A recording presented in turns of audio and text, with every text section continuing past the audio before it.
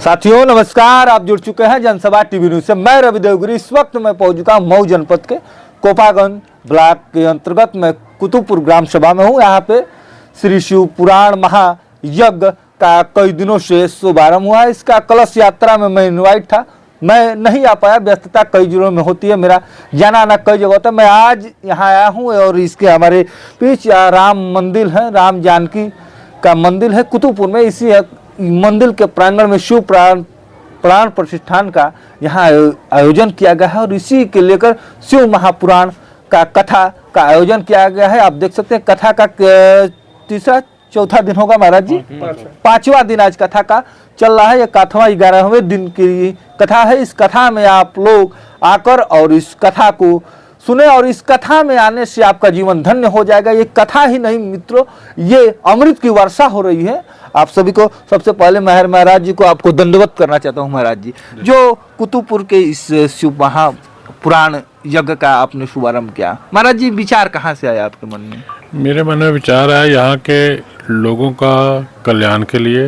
यहाँ की जो सोसाइटी है, लोग यहाँ शराब में, मांस मदिरा में लिप्त हैं, तो इससे सब लोग इस चीज़ से दूषित जो है उनका जो विचारधारा है तो वो सब परिवर्तन हो, तो यहाँ का कल्याण हो जी। जब लोगों का विचार सुधरेगा, आज खान पीन सुधरेगा तो आचार विचार सुधरेगा, आचार विचार सुधरेगा तो समाज सुधरेगा। कहीं ना कहीं महाराज जी ये भी देखने को आ रहा है कि आजकल हमारी युवा पीढ़ी इस कथा और धार्मिक आयोजन से भक्ति जा रही है जी। इस महाराज लेकिन इस बात पे क्या कहना चाहेंगे? देखिए, संस्कार है जी, ये पारिवारिक संस्कार है, ये किसी का दोष नहीं है, पारिवारिक संस्कार है। जब परिवार संस्कार रहेगा तो युवा पीढ़ियों को इसका बढ़ावा मिलेगा, ठीक है ना जी। अच्छा, इस कथा के लेकर क्या बताना चाहेंगे? आज 5वां दिन कथा चल रही, मैं भी आया हूँ, कुछ अपने चैनल के माध्यम से लाइव भी प्रसारण किया हूँ, लेकिन महाराज जी इस कथा के लेकर भव्यता के बारे में और क्या आगे कथा में होने, कथा कितने को विराम लेगी, क्या इसका मूल रूप है? इस कथा का शिवरात्रि के पावन पर्व पर इस कथा मंदिर की प्राण प्रतिष्ठा की जाएगी और उसके अगले दिन 16 तारीख को इसका विशाल भंडारा किया जाएगा जी जी।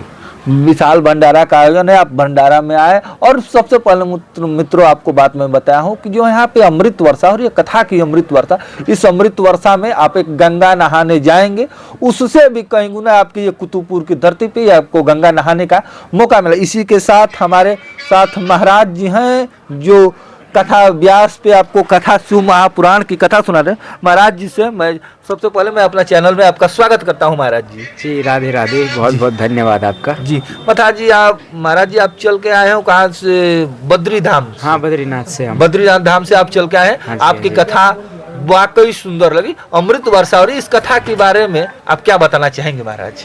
सभी मित्रों को जय श्री राधे, जय बद्री विशाल। और कथा जीवन में परिवर्तन करती है।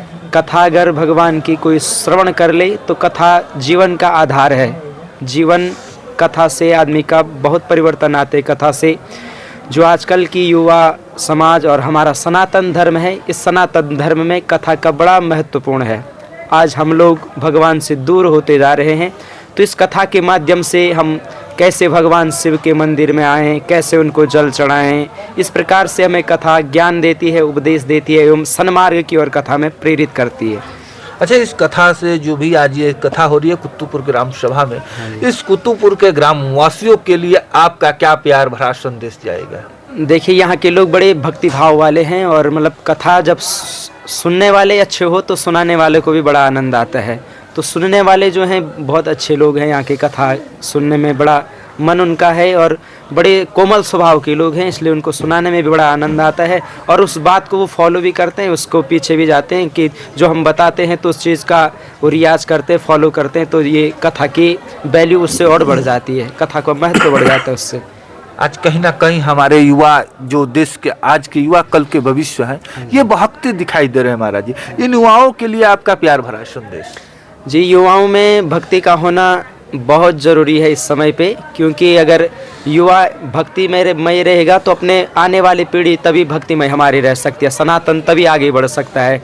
अगर सनातन में हम अपने तक स्वयं सीमित हो जाएं तो ये बढ़ नहीं सकता है। इसलिए युवा इसको ज़्यादातर सुनेंगे, इसको विचार में रखेंगे तो तभी सनातन आगे बढ़ पाएगा। इसलिए युवाओं के लिए बहुत बहुत धन्यवाद के ये पात्र हैं, और यहाँ पर भी हमने देखा कि युवाओं का काफ़ी सहयोग है, ये बहुत अच्छी बात है। ये सब भगवान शंकर जी की कृपा से सुलभ हो पाता है। जी, इस कथा को लेकर और आगामी आपके क्षेत्र में जनता को क्या आगाज करना चाहते हैं महाराज? जनता को यही आगाज करना चाहते हैं कि जो भगवान शिव की कथा हुई, आप ऐसे ही भगवान शिव के मंदिर से जुड़ते रहें, ऐसे समय समय पर आपके क्षेत्र में भगवान शिव अपनी कृपा दृष्टि बनाए रखें, और ऐसी कथा होती रहे समय समय पर।